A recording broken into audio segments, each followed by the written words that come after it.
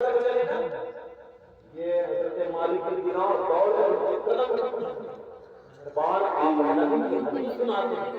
اگر آپ نبی کی حدیث سناتے اگر آج مجھے آپ چھوڑ کر چلے گئے اس دنیا میں مجھے کوئی بخشوانے والا نہیں ہوگا.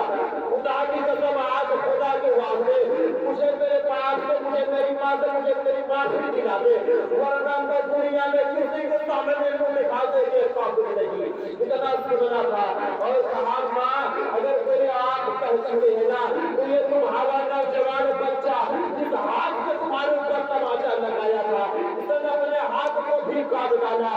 اگر میری آنکھ نکل کر بہ گئی ہے یہ تمہارا لال ہے اس نے بھی اپنے آنکھ کو نکال کر بہا دیا اسے پناہ لے رہا ہے.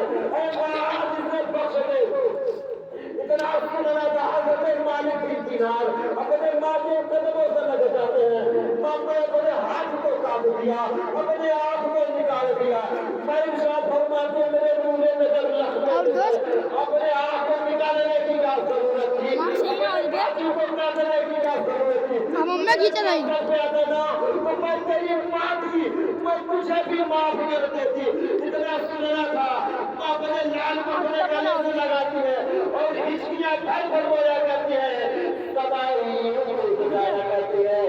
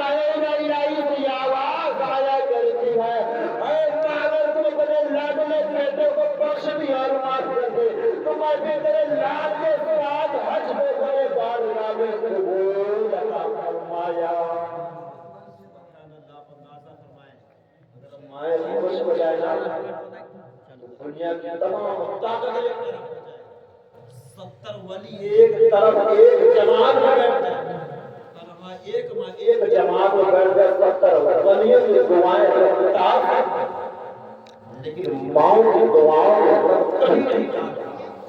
ماں کی زبان سے جو بات نکل جاتی ہے یہ لوہے کی تلوار ہے.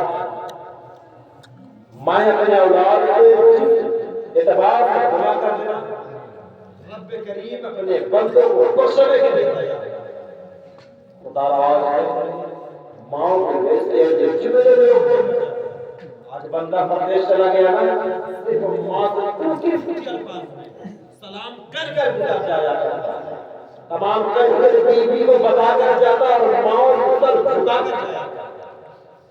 اور جب پردیش گیا نا پردیش جانے کے بعد کمانی کے بعد گھر میں تشریف لایا ماں دروازے کی چوکھٹ پر بیٹھا سب سامان لیا گھر اور مائیں جب گھر میں جاتی ہیں یہ بیویاں کہتے ہیں کہ مالکہ کے خاص مجھ سے برداشت نہیں پھر گھر میں چلی آتی اور ماں جب چلی ہو گئی نا تو میں دادا کے بیٹے کے قریب جاتی ہوں ماں یہ کہا کرتی ہے میرے سے لال کیا کچھ مہینہ پہلے کوئی طبیعت خراب تھی اس نے کہا ماں میں تجھے بتایا بھی نہیں یہ تجھے کیسے بتا.